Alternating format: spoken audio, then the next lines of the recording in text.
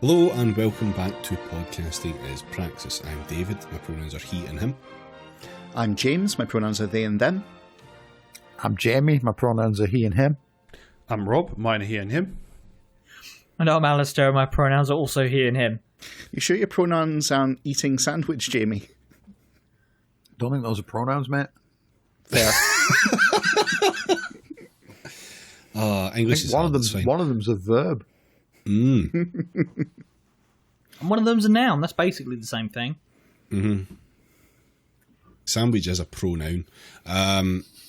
So, patrons will know by this point that I said, I gave the commandment that we will not talk about the Scott Paul. However, very briefly, let's talk about the Scott Paul. Surprise, I've done the bad thing. And I'm only doing this because Kate Forbes is a fucking idiot. It's true. It's a pretty good reason to talk about Scott Paul, to be honest, David. Yeah, just very briefly, just to talk about Kate Forbes. I can't be bothered getting into the rest of them because one's a turf and one's just really boring. But Kate Forbes has decided to... I think you mean next First Minister of Scotland, Kate Forbes. Yeah, I do. Yeah, unfortunately. She's been very honest, which, as we all know, honest politicians are very good, and they need to be honest, especially when it's about hard topics. That's what people in the middle of the political fucking spectrum just love to see. But she's been really, really honest about how much she's not into the concept of equal marriage or abortion rights or trans people, and it's not good. Or children out of wedlock. Yes, yeah, that's the boldest one that she's actually put out there, because I can see a fair whack of the British public kind of quietly agreeing with actually the gays shouldn't be allowed to have rights. But saying that you can't be shagging outside of marriage, that's that's a difficult sell in the UK. So David, it is outrageous that you specifically are trying to push religious people out of politics, and I know. You need to take a long, hard look at yourself before you carry on this line of thought. It's meant to be a broad tent for independence, David, and that means you need to keep the reactionary homophobes in. What more do you need to know? Yeah.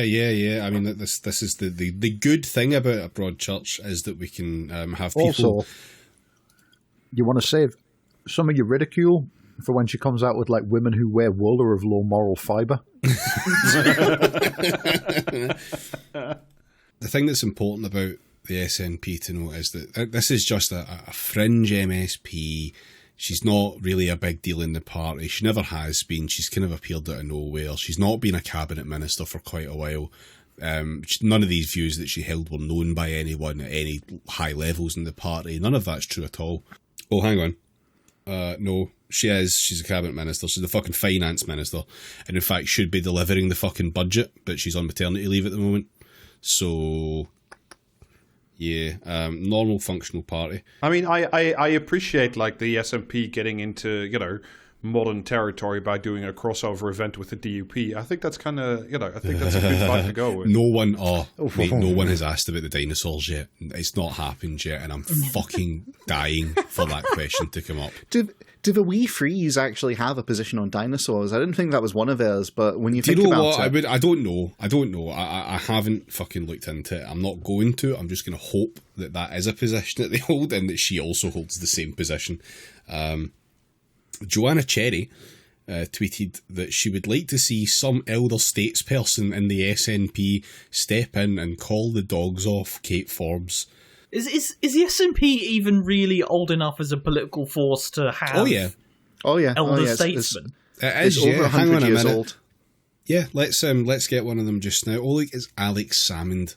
Good. Yeah. But Joanna Cherry here, this is worst person you know, makes a great point, etc. She was appointed a cabinet secretary by the First Minister in full knowledge of her religious views, with which I strongly disagree, but this feeding frenzy is unseemly and bad for the party, so she got wrong towards the end there again, because it's not actually at all bad. But, yeah, everyone knows that this is what she's like. It's all been plain to see if anyone ever wanted to do the remotest fucking due diligence. Also, what's this shit from Joanna Cherry about not agreeing with the views? There's at least one of them she agrees with. Yeah. Yeah. So that's the Scott Paul for now. We'll see. Just one last little point though, they have actually said that there will be like an actual debate held between the three of them. So yes. Look forward to a turf that no one really seems to know or care about. Kate Forbes, also a turf that people do know about, and like the most fucking boring man in Hollywood. The annoying thing about him is he's actually come out quite well from all of this, which is like, he has, yeah. Okay, so like, if we need to do the fucking, well, you've got to hand it to him. You do not. He's a fucking SNP and shares a party with this fucking dickhead.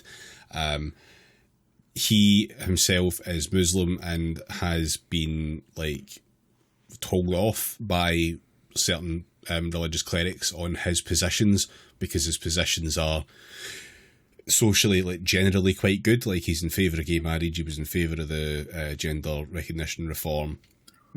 So yeah, also a point to note as well that Kate Forbes, the church that she belongs to, the Wee Freeze, fucking what's his name, Ian Blackford, is also a member of that church. Oh shit, and is he? I didn't know that. Yes, he is, but he has been censured by that same church because he consistently has pretty decent views.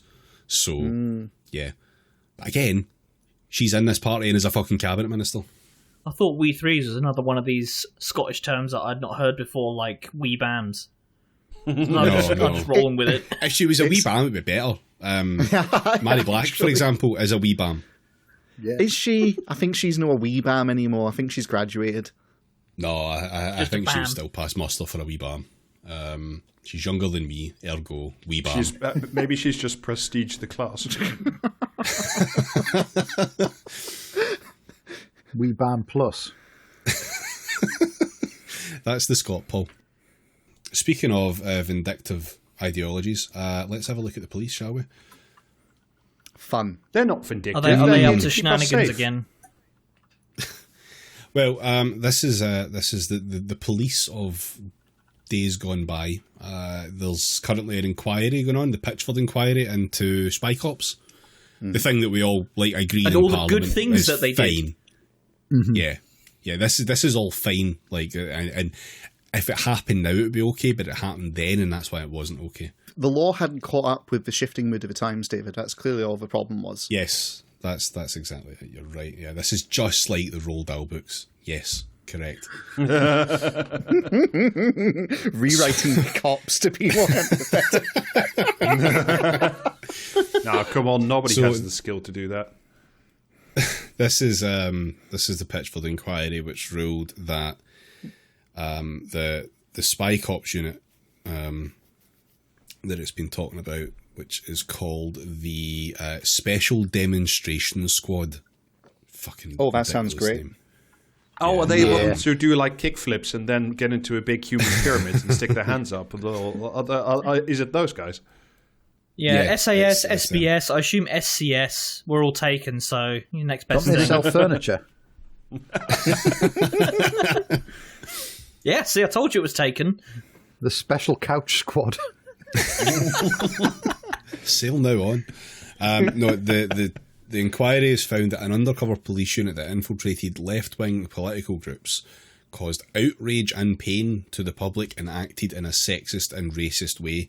Now, is this news? Technically not, no, because we know that the cops do this shit all the fucking time. But this is an inquiry looking back to a specific group that has done this for an extended period of time. Specifically, at the moment, they are looking between the years of 1968 and 1982. So, a not insignificant period of 14 fucking years. Fucking heyday of cop behaviour, right? Yeah. It also ruled that the unit was not justified in intruding deeply into the private lives of campaigners, including their sexual relationships, and suggested it should have been disbanded early in its existence. Yeah, but they've stopped doing that now, right? Like this is finished. We don't have to bother with this stuff. Yeah. This is finished. It's no longer crimes if they do this. That's the point. Like, it's no longer. It's no longer crimes. Oh, of course. Oh, that's nice. Oh, it's good for them. Yeah, not to say that these are crimes, obviously, because the inquiry's not finished, and they probably won't say it's crimes anyway. Isn't this the undercover cops who, like, you know, basically got into relationships with a bunch of women and had children with them before fucking off? The Cabinet Office knew about this unit, top police officers knew about the unit, and their entire That fucking vicar from the Communards knew about this unit. their entire existence in this period was pretty much just spent on left-wing groups. Like, it was not targeting fascist groups in any way, shape or form at this point. I think it did go on to do a little bit of that later on, but in this period where the inquiry's looking at under it, didn't duress. do that shit. Yeah.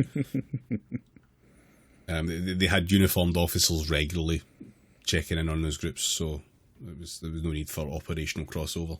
The operational crossover event of the year. David Barr Casey, who's one of the barristers working on this, said operations the unit's operations have caused a lot of harm. Democratic freedoms have been infringed. Outrage and pain has been caused. 139 undercover officers spied on more than 1,000 mainly left-wing groups between 1960 and at least 2010. Oh, I thought this was all in the 1980s. This section of the inquiry at the moment, this group of cases they're looking at only goes up to 1982, but generally this goes all the way up to fucking 2010, at least 2010. The deployments... That at least is doing a lot of heavy lifting, isn't it? Oh, yeah. The deployments of officers lasted usually 4 years to infiltrate these groups and inquire information about the activities of the campaigners. Barr said the level of intrusion into people's lives arising from SDS operations, particularly once long-term deployments became the norm, was very considerable. The intrusion resulting from the SDS's operations was into very sensitive areas of people's lives, their political lives, their financial affairs, legal affairs, their families, their friendships, and even in some cases, their sex lives. And at least 5 undercover officers deceived women into sexual relationships in these early operations. Jesus, and there was evidence. Christ. And there was evidence that the unit's managers knew about the deception. Quote the Barr again. Yeah, there is also evidence that the risk of sexual misconduct was both obvious and recognised. More could and should have been done to reduce the risk of sexual misconduct by the undercover officers. The inquiry intends to examine how at least 15 other undercover officers deceived women into intimate relationships that occurred between the 1980s and 2010, including fathering children with them. Jesus fucking Christ. Yeah, the undercover unit compiled the information gathered about activists into extensive and deeply personal reports that were, Barr said, on many occasions sarcastic or otherwise unprofessional. The attitudes betrayed by the language used in reports are significant. There is sexism, there is racism, there are many examples. Such reporting was known to managers and accepted because they signed off the reports. Jesus. Yeah, but was it all worth it? According to Barr, it was hard to identify a single instance in which information gathered had averted a public order calamity. So, good job. Trebles all round. Yeah. It's just fucked. Makes me It's just very... fucked. This is so fucked. Like, it just, Jesus fucking... I think there's also been some sort of like assertions that maybe it was like a rogue unit and whatever. Thank fuck it's another rogue unit. Well, I was getting a bit worried whether or not something this was just a bad apple rogue. that had wandered off. Damn. Hate to see it. But Barr also said that the SDS operated with a remarkable lack of oversight, formal training and instruction, but was not a rogue unit, as it was funded by the Home Office and collaborated with MI5. Oh, well, then it's okay. Just normal things. I mean, this is now, we've just legalized this shit, because now it's like with the Spike Ops bill, it's like, if Suella Braverman says, yeah, I'm good with this, then it's fine. Mm-hmm. So, well, you know, now it's just, we're good. You know, now we don't need to worry our pretty little heads about it. Yeah, Starmer's also said he's cool with this shit. Because, like, why would you not want more cops? Labour loves cops. Labour does love cops, doesn't it? So, on that note... Look, David, you can't prove to me that a cop today has ever done anything wrong, so there's no point in even trying to argue that cops are bad. Well, I don't know, Alistair. I think there's a case we made for police reform. And for the main topic tonight, would you guys like to talk about police reform? Oh, I love the police and reform. Let's talk about it. Yeah. It's two of my favourite If there's things. one topic that this fucking podcast can't get enough of, it's talking about the fucking cops. Yeah, no, absolutely. Well, strap in, Alistair, because, we turn now to a strange event that occurs at least once in a political generation. Because, just last week, warriors from across the Labour Party gathered to participate in a mysterious tournament, testing their might, proving their collective brutality, and putting forth a champion to fight against the evil hordes of the British realm. That's right, there's no escaping it.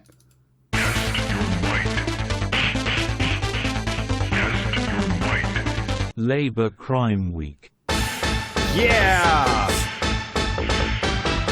That's right, We love production values, don't we, folks? we absolutely do.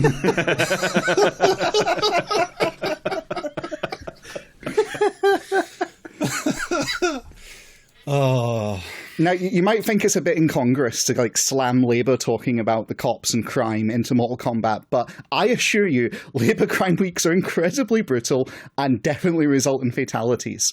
So tonight we're going to talk about the Labour Party's approach to crime and order, particularly because last week... Even under Jeremy Corbyn, they were promising 10,000 more bobbies on the beat. Oh, Am I going to hear we'll the get to term that. bobbies on the beat a lot? Because I love bobbies. Then they should be on the beat. Yeah, but James, I don't think it's fair. I don't think it's fair to rope Mortal Kombat into Crime Week because the people who put together some of those animations for some of the more modern Mortal Kombat games actually go home feeling bad about the work that they do, unlike the fucking pricks in the Labour Party. This is all true. This is all true. But I assure you, the output is equally toxic. And, I've played ranked. So, with that all said, if you want to understand the Labour Crime Week we just had, I honestly think we need to go back into the past. We need to return to Labour Crime Weeks Tradition. of yore. Yeah. And so, we're going to return to tradition. Labova. Yeah, no, we are. Returning to Labova. So, if you will forgive me, Round 1. we're going to talk about Tony Blair. Oh no. Oh, what's he So- done this time? Well, it's not so much Has what he won he's another done. election? Yeah. Most successful Labour leader, didn't you know? No, so I thought because of reasons that will become increasingly apparent as this episode goes on, I wanted to start by setting the scene, especially because honestly, in researching this, I learned things which I did not know about that Blair had got up to. And so to this end, I'd like to, for the first part of this, I'd like to quote extensively from a book called Blair's Britain from 1997 to 2007 by Cambridge University Press. It's a pretty good book. Each chapter is written by subject experts where they talk about just a review, an overview of how things went under Tony Blair. And specifically, I want to read to you sections of Chapter 15, Crime and Penal Policy. So if we're all strapped in... Sorry, just as this is a review, I assume they're going to completely slate this and then give it a 9.5 out of 10. Well, we'll see. We'll see what you make of it, because I particularly think the introduction's very useful, because honestly, I didn't quite understand the context in which Blair came along, and this has just really solidified it. So, if you'll forgive me, and feel free to pile in. Crime and crime control have been pivotal to the New Labour project from the outset. The Blair effect on crime policy began not in 1997, when Tony Blair became Prime Minister, nor with his 1994 election to the Labour Party leadership, but in 1992, when John Smith appointed him Shadow Home Secretary. And the significance of Blair's impact can only be appreciated in the long-term context of the post-Second World War politics of law and order. Now, this is pretty fascinating because it says crime had not been a partisan political issue until the early 1970s, although specific aspects, notably capital punishment, were always controversial.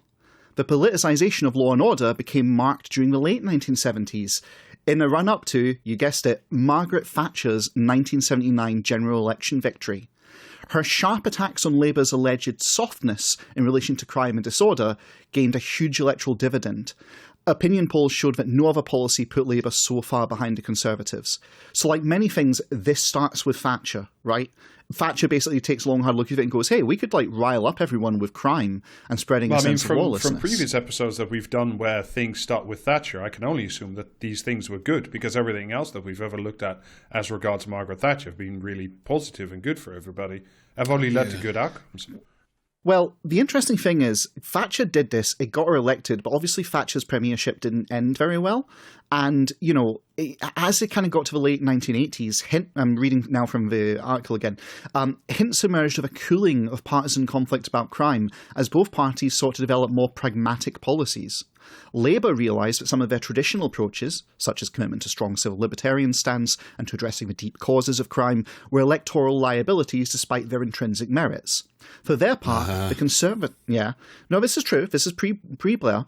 For their part, the Conservatives, embarrassed by unprecedented increases in crime and disorder, we'll talk more about that in a minute, explored more effective crime prevention policies rather than just ratcheting up police resources and punishment. Can I take a swift punt at that bit about the rapidly rising crime? Was it not actually rising, but was it just the Daily Mail going hog wild? I'm just doing a wild punt here. It's a little bit of A and a little bit of B.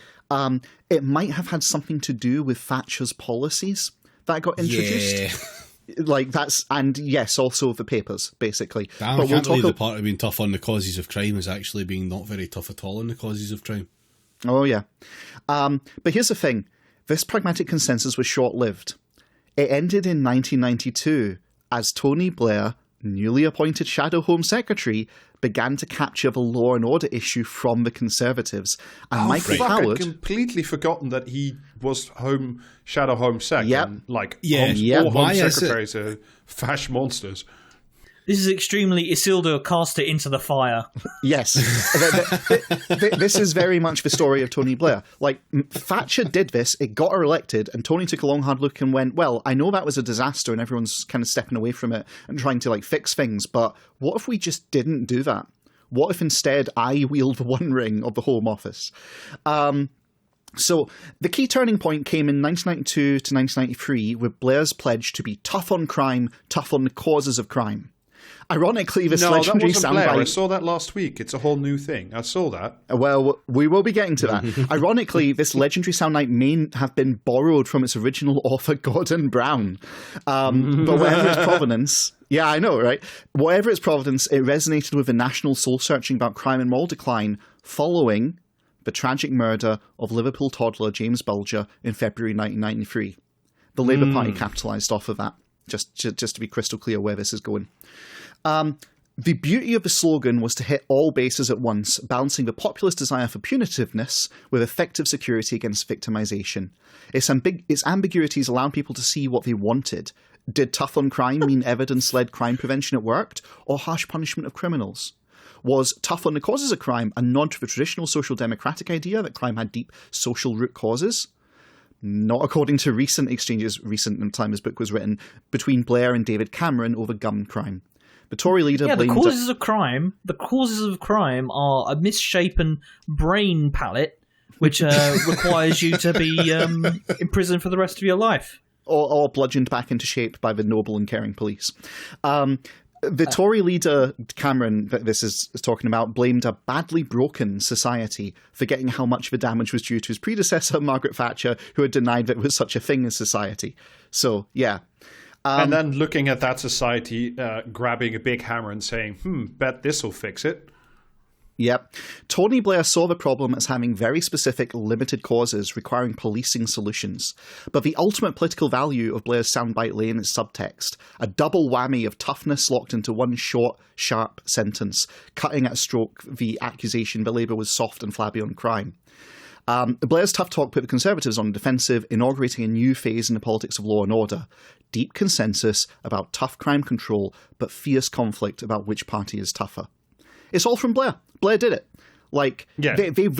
Thatcher implemented it. It didn't go well. They all started to roll back, and then Tony Blair went, fuck it, and then doubled down after that, horrible crime where that poor little child died. To be fair, it was especially after the, in the latter Blair years, the latter half, the post-Iraq invasion years, where everybody was mad at him already anyway, and then it became more and more no, we're not going to, it became less and less about sure start centers and helping people and, doing good things, and more about saying, well, there are good, decent people in society, the middle classes specifically, and some other people, and those other people need to be repressed, because if they're not, then the whole of society will suffer, essentially.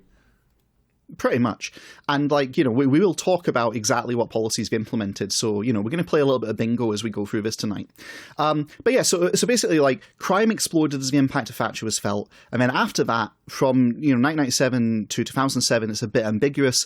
And what's interesting is there's conflicting narratives about whether it went up and down. And it's all down to different surveys, different recording methodologies, and changes in recording policies for the police. Like, it looks like it went up. That's because they told the police to actually start recording crime. So it's all a bit But what's more important is, what did Tony actually do? So we're going to return now to this. And this is the longest, like, start of it, don't worry. During the 1970s and 80s, the parties were deeply polarised on matters of fundamental principle concerning crime and criminal justice. Labour embraced a species of Clintonian criminology. It's the economy, stupid. Hey, what happened under Clinton with the prison population? I can't say. Just I don't know, Rob. It was, whatever it was good. It was in the shape of a triangle, which is a very solid shape. Probably, yes. Google sure, Clinton criminal to find out more. I hear he set up a foundation to tackle it as well, so Google Clinton Foundation while you're at it. Anyway, crime was attributed primarily to economic deprivation and injustice. Tory policy was to toughen deterrence. New Labour sought to triangulate between these poles. Yeah, it's a very solid shape. That's what I was just talking about. Yeah. The 1997 Labour manifesto made this plain. On crime, we believe in personal responsibility and in punishing crime, but also in tackling its underlying causes. So, tough on crime, whatever they tough are. on the causes of crime. Different from the Labour approach of the past and the Tory policy of today. That's straight from their manifesto. By the time enjoy Labour the came... but also element. Yeah, of that. right. Like, you really get the fucking priorities laid out there. Yeah, right. By the time Labour came to power in 1997, they had developed a raft of crime control policies combining toughness with smart, evidence-led, joined-up, workable measures, and even some significant gestures towards old Labour attachment to civil liberties. Above all, the 1998 Human Rights Act kind of embodied this. This was epitomised by the 1998 Crime Disorder Act, a quintessential third-way synthesis. And I'm quoting directly from this article. The Act's Janus-faced tough smart policy combination was encapsulated in its restructuring of youth justice. Janus-faced, two-faced for anyone who doesn't know. Systematic, evidence-based attempts to address and prevent offending by early prediction of risks and appropriate remedies, coordinated by interagency local youth offending teams, and centrally by the Youth Justice Board. There was a film about this, wasn't there? It's called Minority Report, if I remember right. Yeah, kind of. Alongside this, however, were a Google variety Tony of Blair minority to find out more. Alongside this, however, were a variety of new powers for the police and the courts to control youth crime and disorder, such as ASBOs, child curfew schemes, abolition of Dolly Incapax. Now, what on earth is Dolly Incapax? I'm probably pronouncing it wrong. There used to be a presumption in British law that if you were between the ages of 10 and 14, you probably weren't capable of committing a crime because you didn't understand, like, right and wrong properly. You could understand what was naughty, but you didn't understand right and wrong. And before they could charge you as an adult, they had to prove that you knew what you were doing, that you understood the full moral implications of it. Labour got rid of that. Labour said, no, fuck that. We can assume they know what they're doing between 10 and 14. So, yeah. Wonderful. I only made reasoned decisions when I between the ages of 10 and 14. I invested wisely, and that's why I have all these apes now. Exactly. If you're old enough to earn pocket money, then you're old enough to be a rational actor in the economy. Yeah, pretty much. And then finally, detention and training orders. The net result was an increase in the use of custodial penalties for young offenders. Surprise, surprise. And let's also, I don't know if you're going to come onto this later, James, but let's also remember the people who were actually having these ASBOs inflicted on them. Many of them, like, either having mental health issues or, like, neurological developmental disorders, things like this, addiction, all kinds of stuff that probably shouldn't be, like, tantamount to criminalized. Yeah. Look, Alistair, if you're 14 and you've developed substance problems, you are a rational actor in the market, and therefore you're responsible for your own actions. I'm a rational actor in the economy, and I've decided to support the heroin trade. Yeah. So yeah, no, they basically they came to this new conclusion, and Blatcherism, as it's literally described in the article, was epitomized by the new. That's ew. I feel gross. I know, now. right? But if it's this was epitomized by the new deep consensus about law and order, a fundamental acceptance of what can be called the crime control complex with some core elements. Now, the actual description of it in detail goes on for pages and pages, so I've just taken the headings because I think they tell the story. So here they are: the principles of the crime control complex. 1. Crime is public enemy number 1. It's the biggest issue. It's the thing that comes before anything else, right? And I suppose if you look at our papers today, that checks out.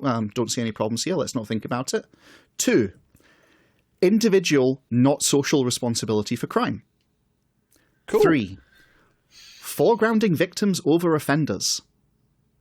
4, crime control. Yep, crime control actually works. It works. You can do crime control. 5. Yep.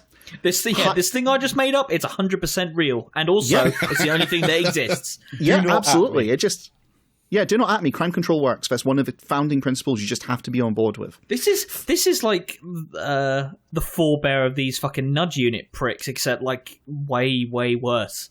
Well, speaking of nudges, Alice, it's funny you should say that. 5, high crime society is normalized. So this is an idea that essentially the idea that we live in a crime-ridden society is normalized by the papers and everything else. Everyone just accepts that crime is out of control and we live in a high crime society. And that's just how it is. That's the only possibility. There is no alternative. It's just human nature. People keep telling me there is no alternative, and I'm getting kind of sick of hearing it. Well, why don't you? You should have just accepted your fate. The moment you accepted your first pocket money, you accepted your fate. I'm sorry, that's how it works. 6, backing the bobbies. Always got to back the police. Always got to have their backs. You know. 7, that you can do serious and organized crime control. That a huge part of this is getting on top of organized crime. Right? It's not just petty crime. No, organized crime is at the root of a lot of this. And I mean, again, like betraying their the actual ideology underpinning all of this. Because if you did want to cut the legs out underneath organized crime, you would just decriminalize all drugs. Well, and Alistair, that is literally impossible to do in this country because nothing good can ever happen. Well, Alistair, quite the opposite, in fact, because the last and final tenet of this, 8, is new times, new crimes. You must continually create new crimes. You've got to criminalize more, right? So the reason, yeah, I know, right? You're laughing, but here's the thing: those 8 principles that I've just read out to you, please, they're Chekhov's gun number 1. Keep them in your brain and just the roll with them. Early access roadmap for crime.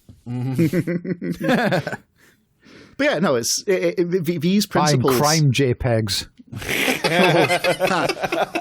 Don't worry, crime JPEGs will feature in this episode and for our patrons. Excellent. We'll get there. We'll get there. So yeah, no, a significant portion of policy was also concerned with this idea that forms of crime had been culturally normalized, and this needed to be thought of the root. White collar crime. No, Alistair. Oh, okay. So tax evasion. Yeah. No? No, not that either. New Labour's most substantial policy developments in this regard are what have become known as antisocial behaviour and respect agendas. Respect is capitalised. From his earliest days as Shadow Home Secretary, Blair appeared convinced that tackling incivilities as well as crime should be a core government responsibility. Yeah, if you're under the age of 18 and you're wearing a hoodie in a public place, you should have your head blown off by a .50 caliber gun. Mm-hmm. Well, not wrong, because he was much influenced by James Q. Wilson and George Kelling's broken windows arguments. Great. Oh, I love it when those guys come back. Yep. In 1997, in response to a question about his view of zero tolerance by the editor of A Big Issue, Blair said, "It's important that you say we don't tolerate... Blood God. Nothing you say can be worse than what I'm about to read you." Okay, cool. Oh my God, Tony Blair says the N-word. It is important that you say we don't tolerate the small crimes. It says you don't tolerate the graffiti on the wall. obviously, some people will interpret this in a way which is harsh and unpleasant, but I think the basic principle is here to say, yes, it is right to be intolerant of people homeless on the streets. Ooh, he said that to the big issue. He said that to the big issue. Did he follow that up? And that's because we have a moral duty in this insanely rich society that we can house people. Did he propose Did he propose some kind of solution to the homeless people question? I mean, he might have follow-up question: was it temporal, or was it? Would you say more final? Yeah, I was about to say, I'm sure he thought of some kind of ultimate solution, but I don't think he ever implemented it. So, coming back to it, it was New Labour's initial flagship law and order legislation, the 1998 Crime and Disorder Act, which introduced ASBOs. Their reach has substantially... Do you think this entire drive against incivility comes from the fact that some kids on the night bus called him a square once or something like that? Yeah. I mean, good on them if they did. Called a clean shot in 1991 and never recovered. Yeah. Tony Blair's Scottish, isn't he? So he would have known about the wee bam problem. Yeah, that's it. Someone said he had nice hair.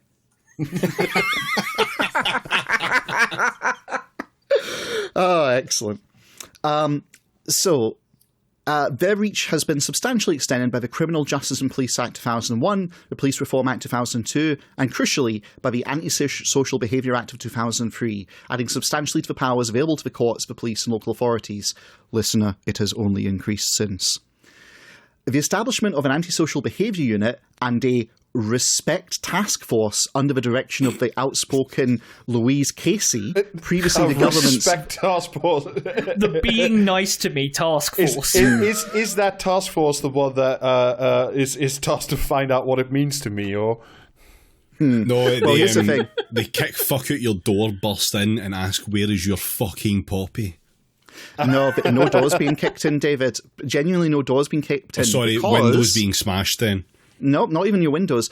Because under the direction of the outspoken Louise Casey, previously the government's homelessness czar. And this ensured that the issue became... that's good. I love it when my homeless czars are about it. Sure. So it's more, to be fair, czars should be homeless. Well, it's more kicking down your tent, to be honest. They should have one house and it should have a special purpose, David. Quite a roomy basement. So anyway, this ensured the issue became and remained a high-profile one. In a short period, ASBO became part of everyday vocabulary. Government priority has clearly been to increase the use of such measures. In a speech to antisocial behaviour coordinators in 2004, Blair said, "The challenge I gave you last year was to make sure you used your legal powers. You have risen to the challenge in a hugely impressive way, and I want to thank you all."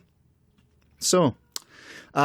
it's fair, in contrast... You remember that fucking speech the Daft Cunt gave where he said, people, like hooligans would be far less likely to be yobbish if they thought a policeman might march them to a cash point and demand they pay a fine on the spot? Yes, I do remember that, yeah. Horrible prick. But, despite Tony being a horrible prick, you might be thinking, well, was Labour all bad? Yes. So... Yeah, I mean, it was, but they did pay lip service. Let's move on. Well, Sure hold Start on. was fucking shit, mate. Jam it up your pipe. Yes, right, exactly. The actual article My talks God, about is Sure that Start. David Blunkett's music? The article itself does actually go into talk about Sure Start and all the rest of it and do, well, was it any good? And the answer they come to is basically no. Labour did pay lip service to tackling the causes of crime with community initiatives, but I'm going back to the article to finish. The overwhelming message from government on law and order has remained that tough crime-fighting policies are key. In its concern to jettison old Labour's tendency to define deviance down, i.e. make it less criminal and less disgusting and less people are allowed to be different, basically, New Labour has swung inexorably in the other direction, redefining social ills as problems of crime and social order and extending the reach of criminal justice system into ever greater parts of community and family life. And that is the story of Tony Blair and how we got started basically down this path, because Thatcher dropped it, he picked it up, and we've not been done since. I'm going to share something with you. I'm going to give you a little thing in the chat here. Here is an old little announcement showing government unveils respect zones to combat antisocial behaviour order. And it's got a nice little picture of some youths in hoodies on bikes. Oh, with it, right? Are these the ones menacingly eating chips? Are these the Eating ones a we finally McFlurry. got rid of with the mosquito guns or the mosquito noise emitters? We might have got rid of them. We might have got rid of them. Consider this Chekhov's photograph, by the way. Just like hold on to that one, right? Isn't it the same photograph that still gets used today every time the papers talk about antisocial behaviour? Yes. Couldn't say. My ability to see the future is clouded at present. But yeah, so that was Tony Blair. He kind of laid it in, right? So we're now going to take... People going like, oh, but why have they got their hoods up? It's like maybe because some fucking wanker's taking photos of them. Maybe. So that was round one, Tony Blair. And we're now going to take a whistle-stop tour to the other Labour leaders leading up to Keir Starmer, and specifically the election manifestos. So... Round 2. We go into we go into Gordon Brown in 2010. So I spent today reading through the fucking Labour manifestos of yore, and again, I want you to play a game here. I want you to play bingo, and every time I say something that you recognise... I would like you to compliment you at this point for having the same sort of brain disease that I have, and I like it a lot that you do. Oh, I'm about to make your brain incredibly more diseased, Rob and dear listener. So, My brain is smoothing out as we speak. So yeah, stop me if you've heard these before. So 2010 Labour Manifesto. In it, they've got a chapter on, I shit you not, crime and immigration. Because those are good things to put together, right? Sure, two great tastes that go well together. So I'm just going to start reading this, because it's not super long. So they commit to reduce the fear of crime by protecting frontline policing while making the police more responsive. Reduce the fear of crime. By making the police we're going to meddle with this nebulous sensation that isn't really measurable. Are they going to increase the crime of fear?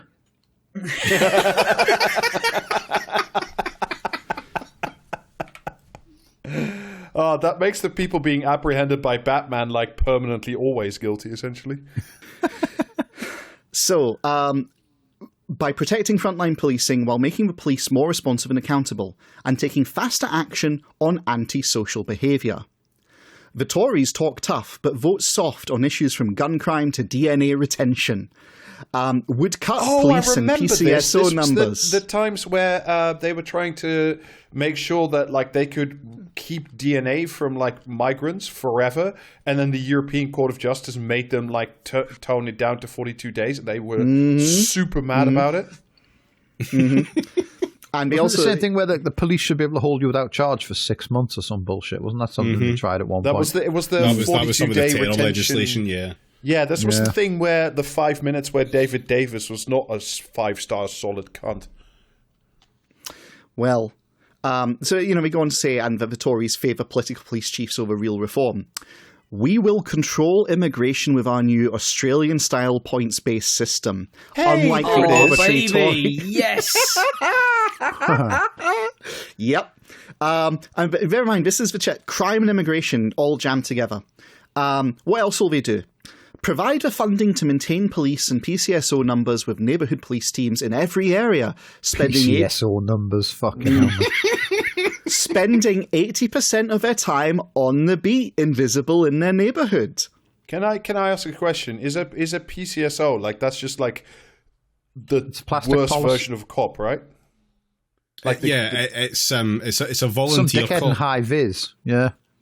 They don't tend to get far. If they do get paid, I think they get remunerated rather than paid for it. Yep. Yeah. Volunteer They're cops. not real police. You shouldn't respect them. No. Okay, cool. The only good sketch that came out with Mitchell and Webb, frankly. Improve police performance through online police report cards and ensure failing forces are taken over by the best. Police report cards. Incredible behaviour. Intervene Bart earlier. Simpson in a helmet shaped like a tit trying to forge his police report card on the bus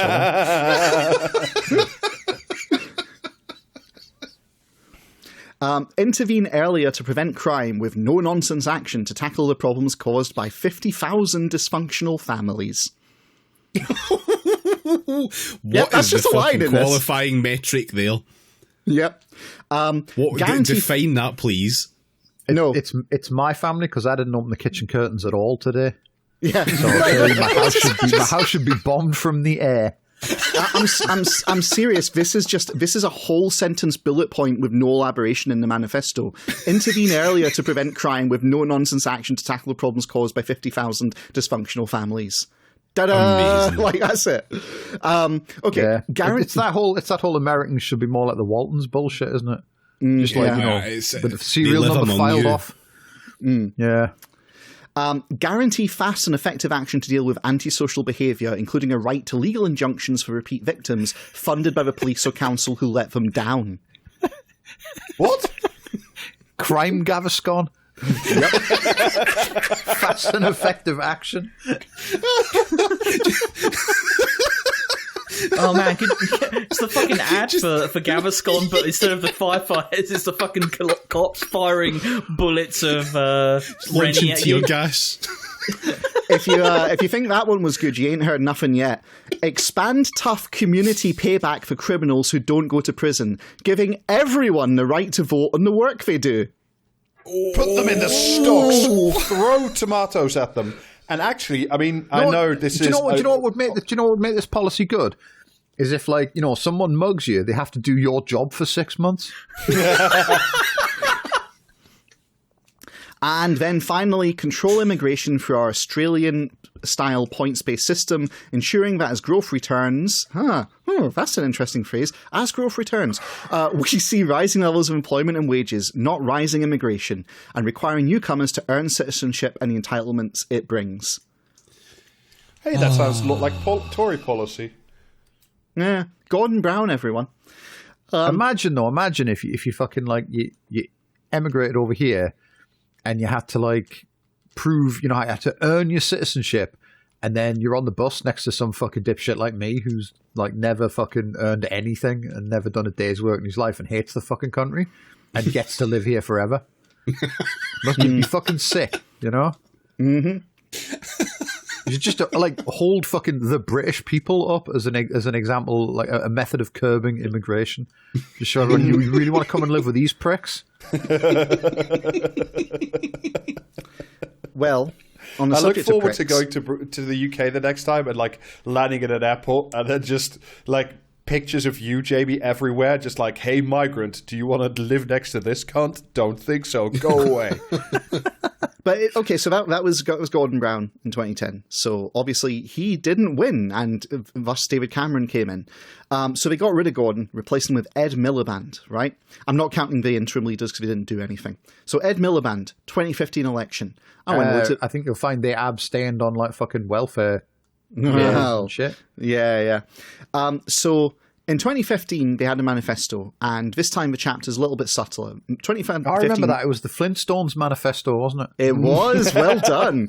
The manifesto chapter is called "We Will Help Our Families and Communities to Thrive." That's the crime section. I love the way you said "well done" there as well. Like, I deserve a biscuit.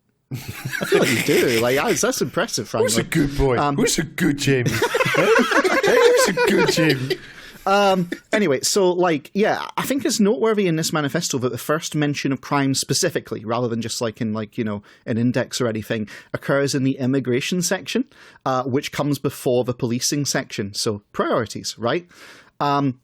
But then you actually get to the criminal section, and it's Ed Miliband. It's kind of Labour. It's Red Ed, so we can expect some improvements. And, it starts off like this. We will protect... Yeah. We will protect... I am the Batman. You got to do it with the nasally voice, though. Otherwise it doesn't work. Am I Batman enough?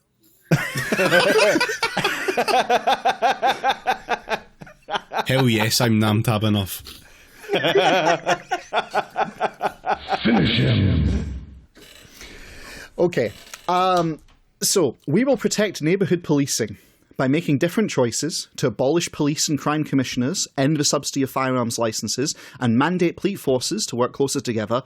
We will be able to safeguard over 10,000 police officers for the next 3 generations. Wait, hey? Are they like an endangered species?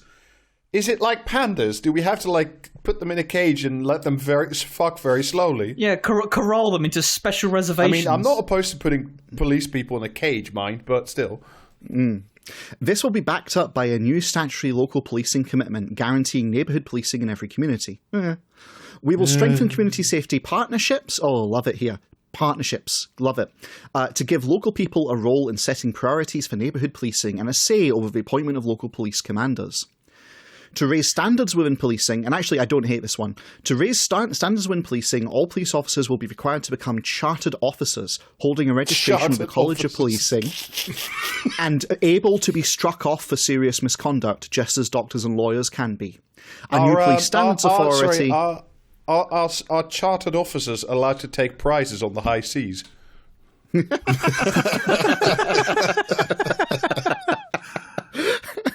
A new police standards authority will replace the discredited Independent Police Complaints Commission. And we will work with the police to improve ethnic minority recruitment so the police better reflect the communities they serve. So it's like, all said and done, that's pretty humdrum so far. And I was reading through this going, where's the Spice Man? But oh boy, was it there. The next part of Labour failing to be selected for various constituencies. Last I heard.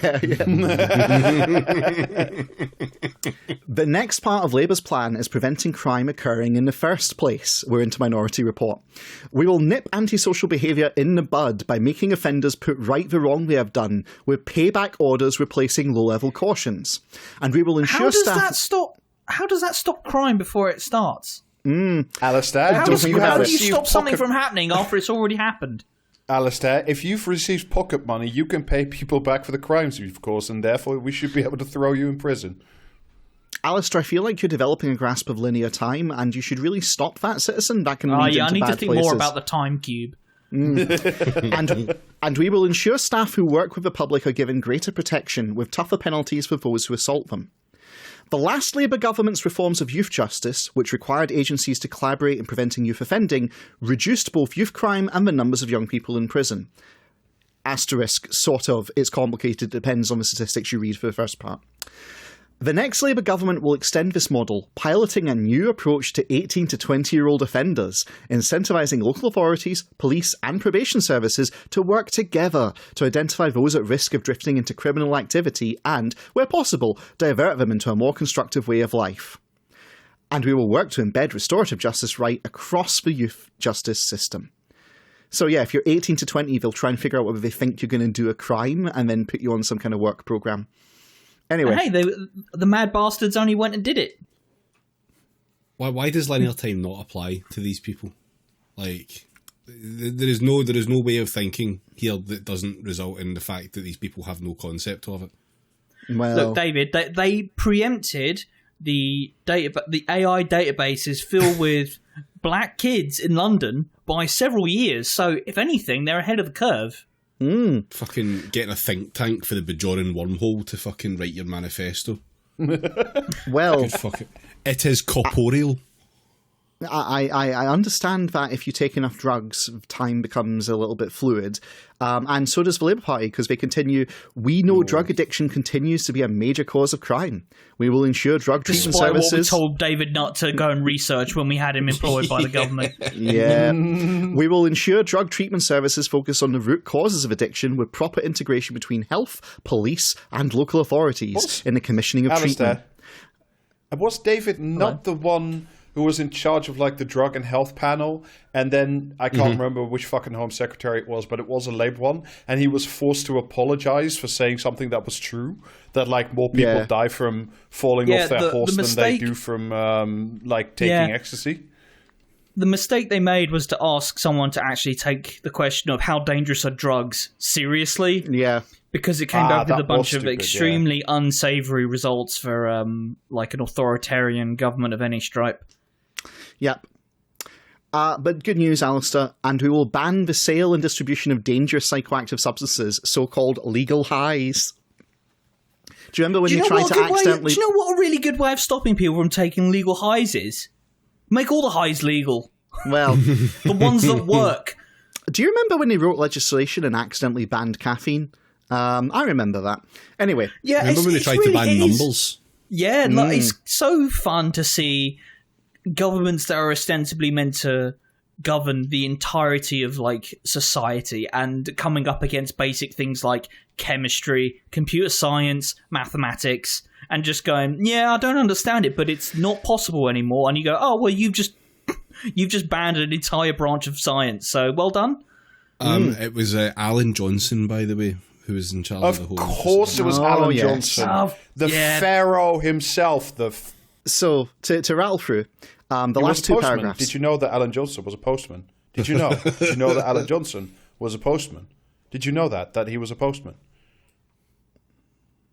Sorry, carry on. I just wanted you to know that he was a postman. Is he also from Birmingham by any chance? He is northern. He lives in I think his house is worth like £2.5 million or something, but he's very northern. Babality. We will bring in tough new powers, enabling the police to prevent an adult from contacting or communicating with a child if there is evidence of abuse, and strengthen the vetting and barring regime. A new child protection unit will be established to work across government, driving progress in the prevention of child abuse and sexual exploitation. So they just had to throw, a bone to the nonce wanderers in there. And then finally, we need prisons that both punish and rehabilitate people. Labour will do more to, I love that, to both punish and rehabilitate. The punishment is crucial. Yes. Labour will do more to increase the amount of time prisoners spend working and learning. Prisons will be measured by how successful they are in reforming prisoners and reducing their reoffending. We will also raise professional standards among prison officers, including through the creation of chartered prison officers, and confront the neglected problem of staff corruption. So, chartered screws, love it. So that's your man Miliband's approach to crime and punishment, essentially. All went well, right? That sounds positive. Yeah, I like him. Yeah. But unfortunately, he didn't win. And then raspberries. A bunch of manoeuvres that started somewhere in Falkirk happened, and we end up with Jeremy Corbyn, right? Never heard of him. Yeah, I know. It's just a little niche figure. Didn't really When make did much this of come an in? impact.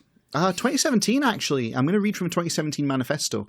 Now, here's the thing. I want you to stop me when you get deja vu, right? We will support the police in the performance of their duties.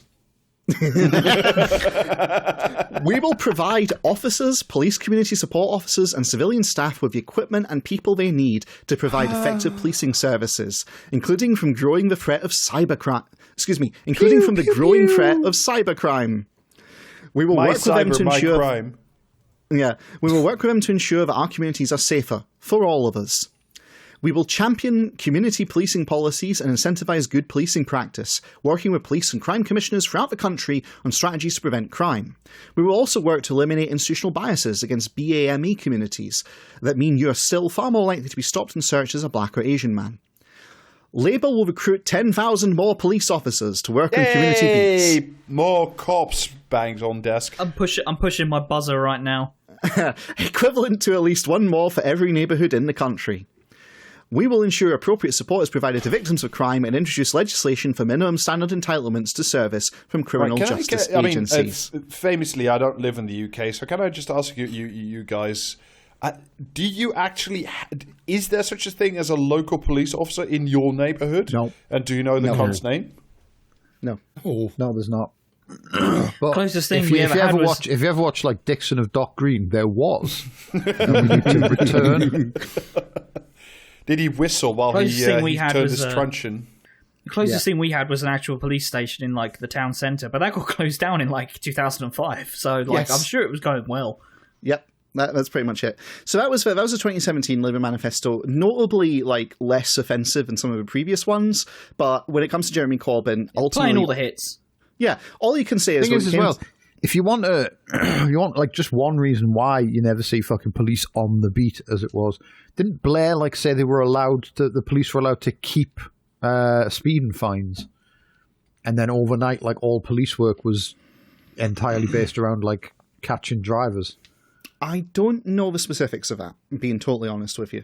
Because they even had, like, up here, they had a bit on a stretch of the A1. It was one of the few stretches of the A1 that was actually 3 lanes. Mm-hmm. And they made it like the fucking, I can't remember exactly where it was, but it was like the such and such like speed safety zone. And they lowered this like 3-lane motorway. They lowered the fucking speed limit to 50 and put speed cameras like all the way down it.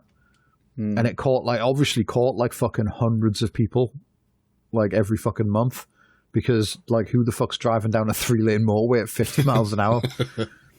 But I think that, like, in the end they got taken to court and had to like take it all down because, you know what I mean? But it obviously raked in fucking money for the cops, which they can then spend on, I don't know, like donuts and like hate crime, whatever it is the police are into.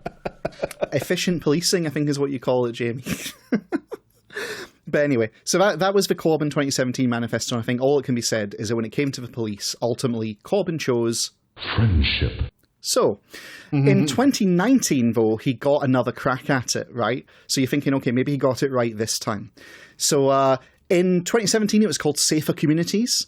In 2019, they went with a much simpler police and security. Okay, straight to the point. Safer communities. Yeah, so we're coming to the end of the second part. A Labour government will invest in policing to prevent crime and make our communities safer. And we will enforce the laws protecting police and other emergency workers from violent assault. Friendship. Friendship again? So, we will rebuild the whole police workforce, recruiting more police officers, police community support officers, and police staff. We will re-establish neighbourhood policing. There you go, Rob. Oh, for recruit heavens to fucking Betsy. Not again. Oh, 20 years. I think I was thinking to this to myself at the time if I didn't say it outright. It's like, who is this for? We will and recruit 2,000 more frontline officers than have been planned for by the Conservatives. Whatever they're planning, we'll recruit 2,000 more. We will work with police forces to invest in a modern workforce to tackle the rise in violent crime and cybercrime under the Tories. To deliver these priorities, Labour will work with the police. Cybercrime. Thank you. Cybercrime. Labour will work with the police and crime commissioners to reform police funding and share new resources fairly and to ensure that local needs are met. We will retain local democratic accountability for police forces and reform the police funding formula to ensure sufficient, sustainable resources are fairly allocated. We will agree resources with the police authorities to combat crime and restore community policing by consent. Restore community policing give me by that consent. Carbon neutral policing. Love the circular policing economy. If it's good enough for the American army and military, then it's good enough for the British police force. Effective police work requires the police to serve their communities and work collaboratively with youth workers, mental health services, schools, drug and rehabilitation programs, and other public agencies. Everybody. They also have to work with Batman. They have to work with The Flash. They have to work with, I don't know, some other fucking prick. A police force working within our communities with the capacity to gather local intelligence is also the front line of our domestic security, the first eyes and ears of effective counter-terrorism. 2019, remember? So PC Jobsworth is like not only whistling and waving his truncheon around in a happy manner and rescuing cats out of trees, he's also the first line of defense against organized terrorisms. He's reporting on your citizens. This. Yeah. All right. No, that's good. We will work. No further questions, Your Honour. Yeah.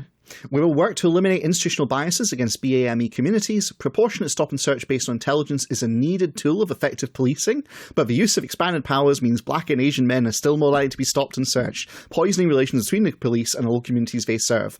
So then it's not saying they'll get rid of stop and search. It's just, we will ensure better police training on domestic abuse and offences rising from coercive control, as well as historical abuses and other crimes neglected by the reduced forces operating under Tory austerity. This is real polishing a turd vibes, isn't it? Our Labour government will establish a royal commission to develop a public health approach to substance misuse, focusing on harm reduction rather than criminalisation. And finally, that old chestnut from last time, we will introduce minimum legal standards of service for all victims of crime. And that's it. That was their second attempt to get it right. I feel really which good is also that longer. there's really substantive change. I do remember Dying Abbott doing that 10,000 more cops thing in 2019, just thinking, Jesus fucking Christ. Yeah. I mean, this is the thing. What I wanted to show you there is we start with Blair, and then even up to and under Corbyn, this shit is still there, right? So when we come into, as we're now about to, discussing Crime Week 2023, this stuff has pedigree. Crime Week 2023 Jesus wept. I mean, honestly, Yeah. like. So it's time for Round 3. where we talk about what Labour's been up to under Keir Starmer. So there's a lot to talk about here. And I started, just as last time, by cracking open the Labour manifesto. Because we have a manifesto up, right, for Britain 2030. And I'm just going to give you... Do they Yeah, have? they They do. have. They actually. How the hell did Yeah, I miss Stronger this Together. bright jewel in my crown? Yeah, Britain in 2030. Stronger together, a better future for Britain. It's there. It's good. It's great. So... Pavlov, is that you? I'm not going to read this whole fucking page, but I am just going to read like the high. I'm just going to put the little summary. It says, "A stronger future for safe and secure communities. We want a country where people feel happy, safe, and part of a close-knit community with low levels of crime and proper support for victims. With a stronger future for our communities, by 2030, we can deliver safer streets and equip our police to tackle new crimes. Put victims at the heart of the criminal justice system. Bring politics and power closer to people." What? But we have the police commissioners, and nobody gives. When the fuck did Hector Salamanca get here, anyway?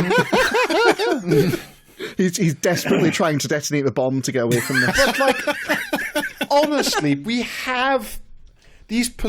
Does anybody remember that we have crime and police commissioners that are like civilian oversight to the immoral crew of fucking rapists that wander our streets? I do, but only because Keir Starmer will never get charged with that bill. And wouldn't you know, under this section, right, they continue, because remember, this is about communities and security. They say, revive our high streets and connect our communities. Because tamping down on crime is just the thing to revive our high streets. Because the reason they're all, basically struggling is because of hoodies and, and Asbo will fix that, right? So that's where their manifesto is currently sitting. I'm not reading the rest of it. It's literally waffle. Oh, well, see, you say that, but that's like the palate, the little introduction, the sorbet to like clear your palate before we get into... Yes. Mm-hmm. Because there are the little things...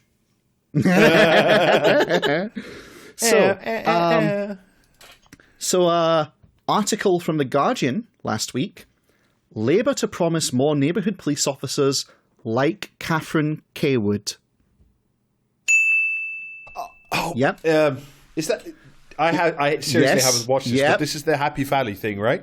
Yes, it is. Labour will pledge to restore thousands of community officers such as Happy Valley's Catherine Cawood, saying the local knowledge to tackle antisocial behaviour, violence against women, and gang culture has been lost under the Tories. If you're an MP, you should just not be allowed to watch TV. It should just be forbidden. Citing the BBC character as an inspiration, Yvette Cooper will say the Conservatives have walked away from community policing and taken a laissez-faire approach to vetting and police recruitment. Yeah, they should have some community traffic wardens based on, I don't know, fucking Whizbit or something. So that's Yvette Cooper's out the gate strong, saying, "Hey, that TV character you quite liked? Well, let's make more of her." But that's, okay, well, that's more cops on the beat. Fine, right, that's a ding. But no, it's not fine. Family courts run by Sooty. Well, stay tuned on that. So what's their next policy? I will not stay tuned for family courts run by Sooty. I refuse. Oh, you've got no choice, Rob. So this was in the Mirror last week. Exclusive. Drug dealing hotspot. Just smash an absolute fuck out of the gavel for laughs, So this was in the Mirror last week. Exclusive. Drug dealing hotspots to be flooded with police officers as Labour gets tough on crime. What, flooded? Are they gonna fucking liquefy police officers? There and get behind that. Inshallah. Brutality. Oh man, this just make me think of those that guy who in America who was being chased by a bunch of cops and he just yelled that he had fucking what's it called? Fentanyl? Fentanyl, yeah, fentanyl on him, and they all start panicking and running away. Throwing fucking fentanyl at pocket Sanchi. Yeah. I'm really enjoying the idea at the moment of like you being like, I don't know, a low level drug dealer or something. It's like trying to get by, and all of a sudden like the earth underneath you starts rumbling, and you look up, and it's like a literal tidal wave of police blood and guts running towards you, and it's got like a little hat on, and it says "Stop Criminal." Labour will introduce data-driven hotspot policing targeted at common drug dealing sites to tackle gangs who are blighting communities. So I was right. Yeah. PC Wi-Fi.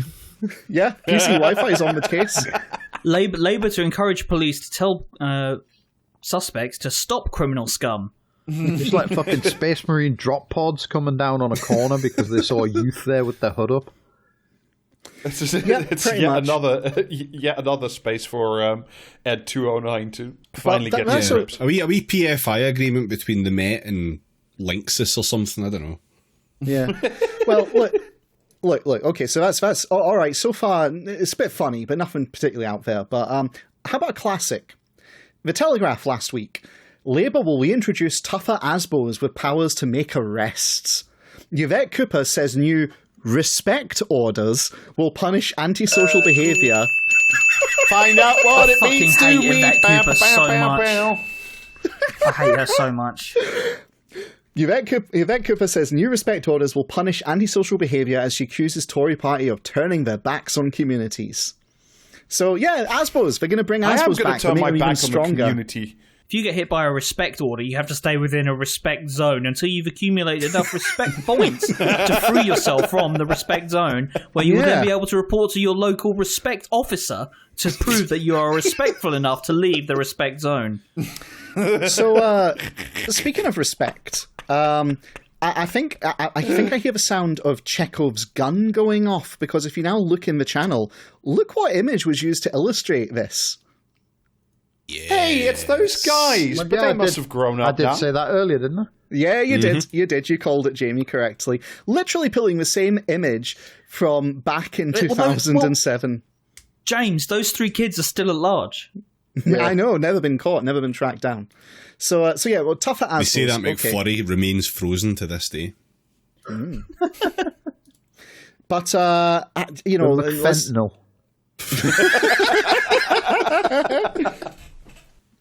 So let's take a moment and just enjoy the silence, to center ourselves. Guy at McDonald's asks him what toppings he wants, and he wants the crushed hopes and dreams of a nation. I don't think Tony Blair goes in there, to be honest.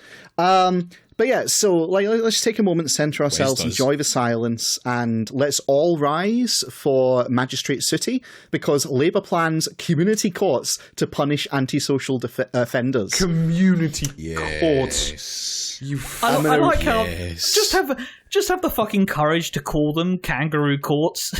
Oh well, is it going to be like ASBOs, where they're just completely separate from the criminal justice system, so you don't need evidence or like anything like that? Yeah, it's an ASBO, but Mavis can give you one. Well, here's the thing. There's an article here, and I'm actually going to read from part of it, because this is something. Teachers and sports coaches would sit on new community courts to decide how antisocial behaviour is punished under proposals being considered by the Labour Party.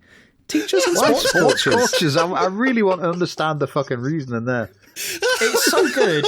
It's so good that this titanic intellect that we were told for 4 or so years that was being held back on the back benches has finally been unleashed, and they've managed to do just the same shit that we've been doing for like 20 years. But Alistair, fouls for sports coaches. but Alistair, they will decide types and lengths of community sentences, including forcing antisocial offenders to clear up litter and vandalism as part of new clean-up squads.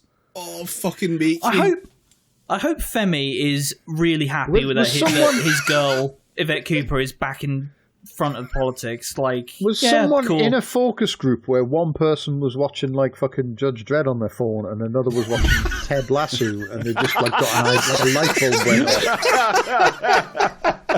off? Judge Lasso. New measures would What be if we gave PE teachers lawgiver guns and a really wide motorcycle? What's the worst that could possibly happen?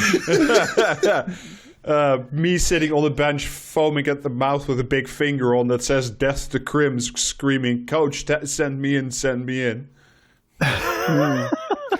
New measures would be introduced to target fly tipping, with offenders tasked with clearing up dumped litter while also being hit with fixed penalty cleaning notices. And yeah, it goes on and it goes on and it goes on. But there's just a little interesting bit where it says Labour is studying community courts that have been set up in Australia, which have cut reoffending rates by a quarter. Why the fuck is everyone so obsessed with what those daft cunts are up to? They're not a real they're country. A sunbird country full of racists. Yeah, the people we should listen to are the English with fucking terminal sunstroke. Good shout. Yeah. It also says here that speaking about the power to decide how perpetrators of low-level crimes are punished, it comes after Reid promised to extend this power to victims, meaning those who suffer the consequences of antisocial behaviour will get to decide how they get punished. So that's great. Isn't one of the fundamental tenets of like justice that the victim doesn't get to decide what? I mean, am I completely wrong here? What is going on? Are we just? In credit, there is actual balance in this article, because Mark Beattie, the chairman of the Magistrates Association, said new community courts were not needed. He said, efforts to reduce the court's backlog are vital to ensure timely justice, and we will examine proposals further when more details are released. It's useful to learn from other jurisdictions. However, our current magistrates court system already works well. Magistrates are drawn from local communities, fully trained and regularly appraised. The key to reducing backlogs is to increase recruitment of magistrates and ensure that courts are well-resourced.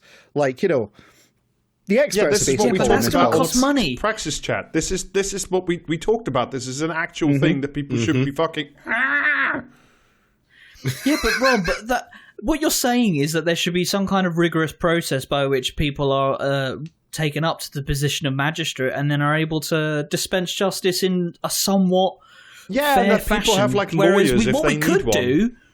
What we could do is we could just go down to the fucking community centre, round up the crustiest fuckers that we can find who are going to just tell you who's going to get shot today. No, be fair. We will make sure that they have a degree in sports sciences first. Well, look, right, listen. This is all about the punishment side of it, but really Labour is all about prevention too, okay? So also from last week in the Mirror, they thought we'd tackle it at home, right? By announcing that mums and dads will be made to do parenting classes if kids keep doing crime, Labour says. What exactly are they expecting to teach people? Like, imagine if your kid is Pablo fucking Escobar, what are you possibly going to do to rein them in as a result of these parenting lessons? Mr. and Mrs. Escobar getting called into the school. What's with all the hippos? To Mr. and Mrs. Escobar, a son. It's Plata y Plumo or a chat down at the school. Any of the three will do. Shadow Justice Secretary Steve Reid has pledged to help parents. Love that. Help parents. Ball-licking cunt. Help parents take responsibility for tackling the behaviour of their own children. Help parents take responsibility. How? Love it. How? What kind of help? Is it a gun? Are we going to give them, or do you get like a? No, I was going to say you get sent home with a sports coach. It's like it's like, hello, young Pablo. This is Coach Billy. He lives here now. The Labour Minister said, we will expand the use of parenting orders so the courts can require parents of persistent young offenders to attend parenting classes. We will support parents teacher in every home. Yep. We will support parents to steer their children's lives back on track before the crime in a young life becomes a life of crime. Oh, I bet he loved that line. Right. So if I get it correctly, the police oversee the gym coaches. The bus drivers oversee the police, but who then oversees the bus drivers? Just so I get, just so I have a good ranking of who I'm supposed to talk to at what point. Rob needs to know the chain of command and where the bus driver falls within it. I got nothing. But you know what I do have? I do have. Is it a union baron? Does it all just lead up to union baron?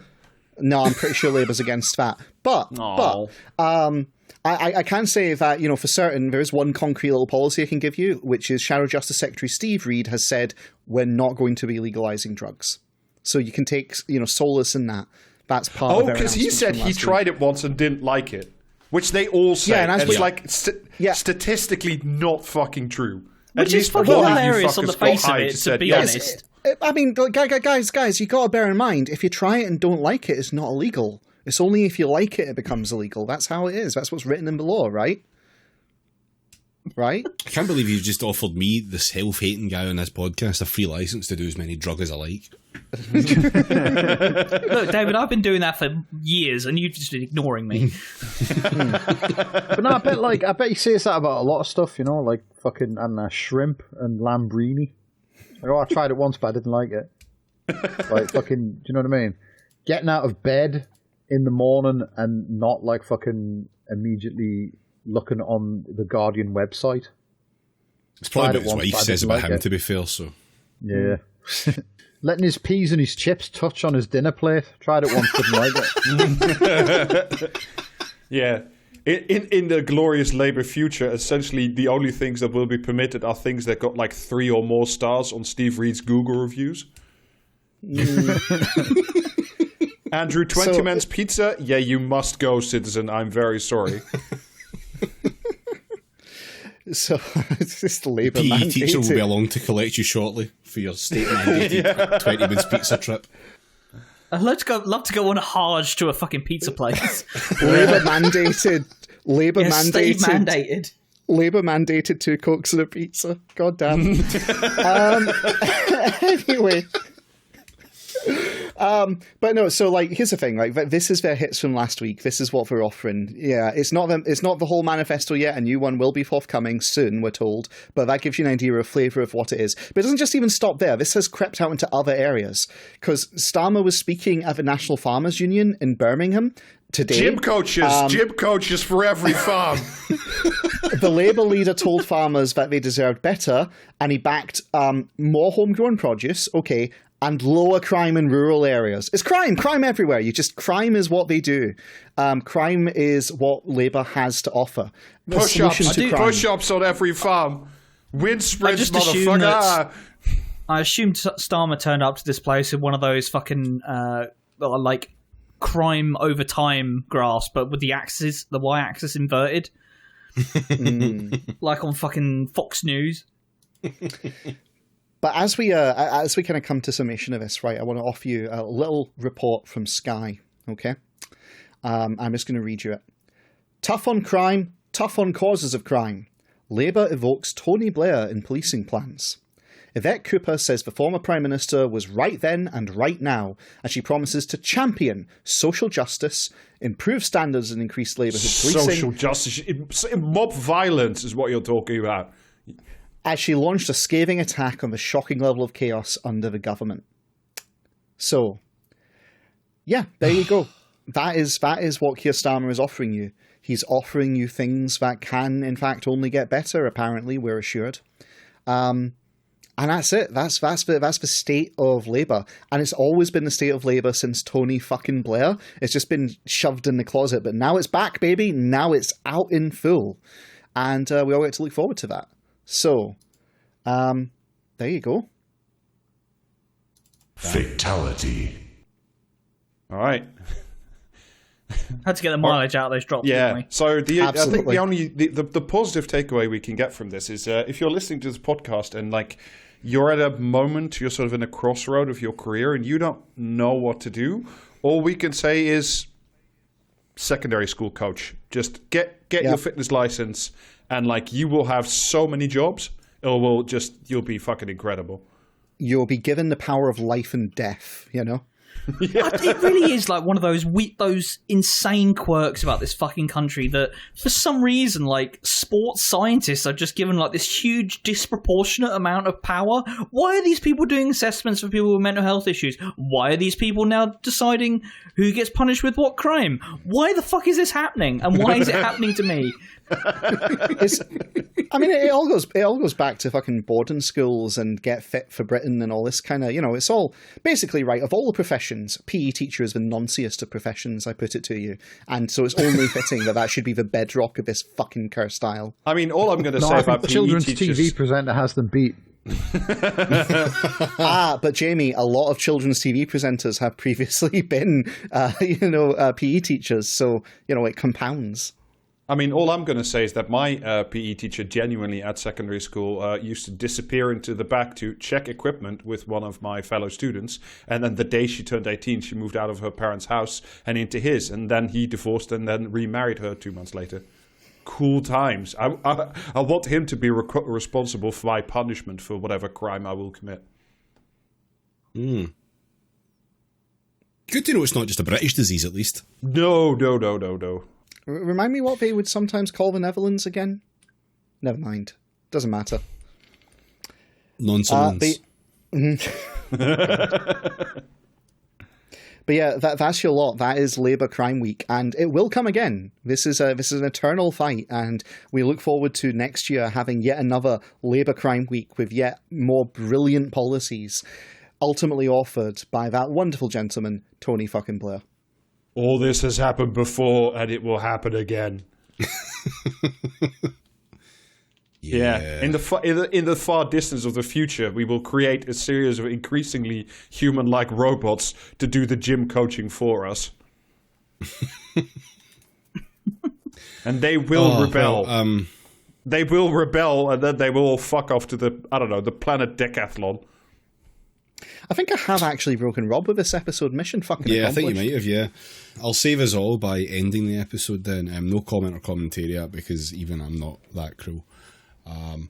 But if you want more episodes in which I am that cruel, you can check them out at patreon.com/praxiscast, where you will get bonus episodes, one a month.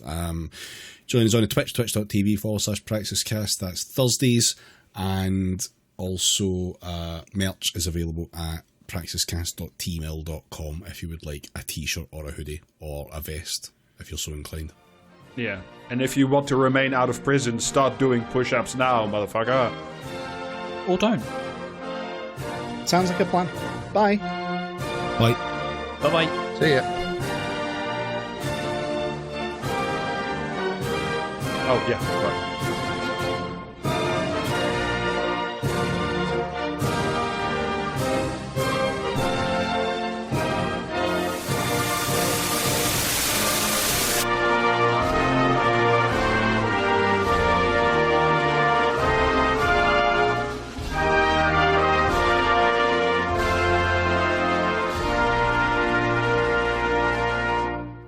Chicken.